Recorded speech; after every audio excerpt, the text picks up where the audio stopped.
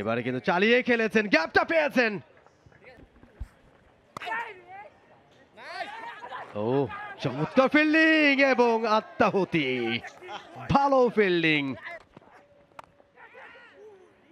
এবারে ঠিক যেভাবে খেলতে চেয়েছিলেন খেলতে পারেনি, তবে বল চলে গেছে ডিপ থার্ড ম্যানদের সীমানার বাইরে। 4 রান। গুড শট, রুম পেয়েছিলেন, স্ল্যাশ করে দিয়েছেন, জোরে সোরেই চালিয়েছিলেন ব্যাটটা। পয়েন্টার ফিল্ডারের নাগালের খানিকটা বাইরে দিয়ে, থার্ড ম্যান ফিল্ডারের বাম পাশ দিয়ে, একেবারে দু ফিল্ডারের মাঝ দিয়ে।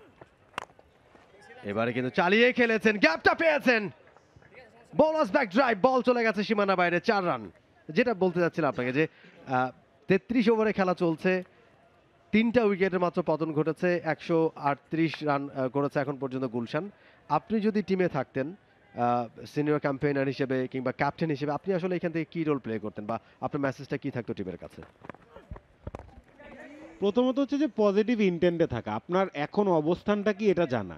আমার এখন 7টা উইকেট হাতে আছে, আমার প্রায় 17 ওভার বাকি এই ওভারের পরে। আমি আমার টার্গেটটা কোথায় সেট করতে চাচ্ছি। ও চমৎকার ফিল্ডিং এবং আত্মাহুতি, ভালো ফিল্ডিং। আউট হয়ে গেলেন ইফতেখার ইফতি, যার কথা আপনি বলছিলেন। আনলাকি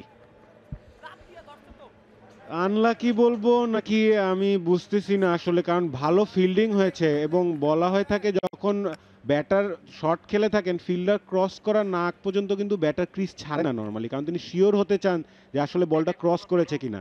এক্ষেত্রে কলটা দিয়েছিলেন ইফতি অপর প্রান্ত থেকে, কিন্তু ব্যাটার কিন্তু বল ওয়াচিং, দেখেন তিনি বল দেখছেন, ফিল্ডার বল ধরেছে, কখনোই কিন্তু অপর প্রান্তের ব্যাটারের দিকে তাকাননি। সো এক্ষেত্রে ভুল কমিউনিকেশন ছিল, কলিংটা ঠিক হয়নি এবং অবশেষে যেটা ভয় ছিল যে ইফতেখার ইফতি আউট হয়ে গেলে কি হবে গুলশানের, 32 রান করে তিনি ফিরে যাচ্ছেন, হঠাৎ করেই এখন ডিফিকাল্ট মনে হচ্ছে কিন্তু।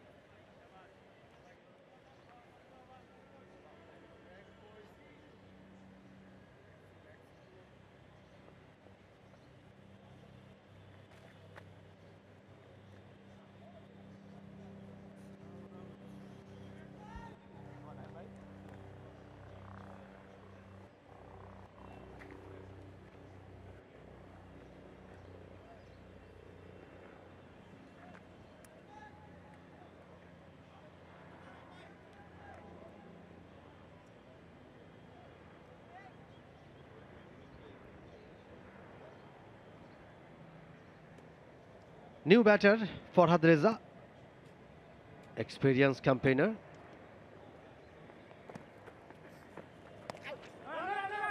ব্যাকফুটে গিয়ে খেলেছেন শর্ট থার্ড ম্যানে, রান পাবেন না, সেখানেও ফিল্ডার আছেন।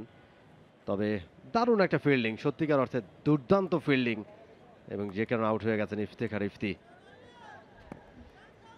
এক্সেপশনাল কিছু করেই উইকেটটা নিয়েছেন, ফিল্ডারকে ক্রেডিট দিতে হবে। এই ছোট ছোট জিনিসগুলো কিন্তু খেলার মোমেন্টাম ঘুরিয়ে দেয়। আমরা বলছিলাম যতক্ষণ ইফতি থাকবে হয়তো একটা ভালো স্কোর দাঁড় করাতে পারবে গুলশান। সো এখন অল অফ আ সাডেন দুটো নিউ ব্যাটার কিন্তু।